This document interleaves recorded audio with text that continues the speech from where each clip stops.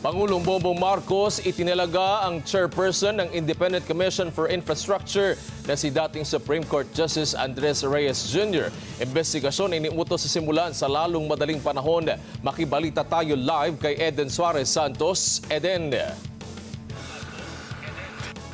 Yes, Wedge. Kompleto na ang 3-man panel ng Independent Commission for Infrastructure na mag-iimbestiga nga sa maanomaliyang flood control projects ng gobyerno.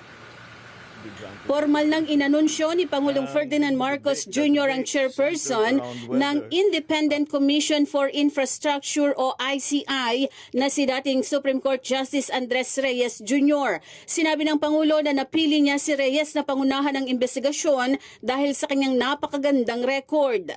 Justice Andy Reyes will be the chairperson of the ICI.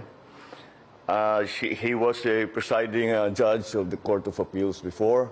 He has been a jurist for a very, very long time with a very good record of honesty and fairness, and a good record of being able to find justice for those who have been victimized. Nauna nang inanunsyo ng Malacanang sina dating Department of Public Works and Highways Secretary Rogelio Singson at SGV and Company Country Managing Partner Rosana Fajardo bilang commission members ng ICI, habang si Baguio City Mayor Benjamin Magalong ay tatayong special advisor at investigator ng komisyon. Tiniyak ng Pangulo na hindi makikialam ang Malacanang sa investigasyon ng komisyon. Anya nagsimula ng mag-usap ang 3-man panel. Nais ng Pangulo na simulan sa lalong madaling panahon ang pagsisiyasat sa maanomaliang flood control projects at iba pang infrastruktura sa loob ng nakalipas na 10 taon.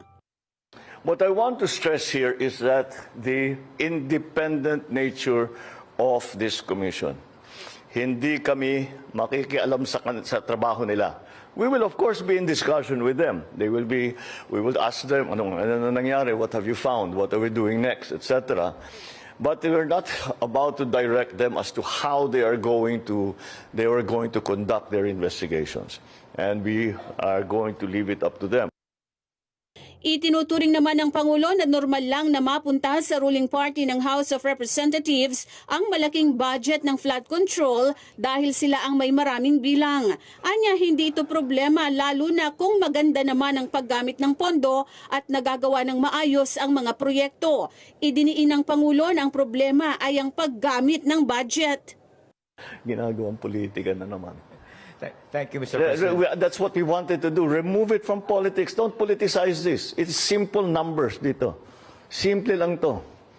Magkano ang ninakaw na pera ng mga balasubas na ito? That's what we need to know. That's what we need to fix. Hindi naman masisisi ng Pangulo ang mga magpoprotesta sa darating na linggo. Galit na umano ang mga Pilipino dahil sa talamak na korupsyon sa gobyerno. Anya, kung hindi lang siya presidente, ay sasama siya sa mga ito sa rally sa Luneta. Pero paalala ng Pangulo sa mga rallyista na gawing mapayapa ang kilos protesta. And since this has all been exposed, well, it's actually known to many people, but it has now been exposed to the general public. Do you blame them for going out into the streets? If I wasn't president, I might be out in the streets with them. So, you know, of course, they are enraged. Of course, they are angry. I'm angry. We should all be angry. Because what's happening is not right.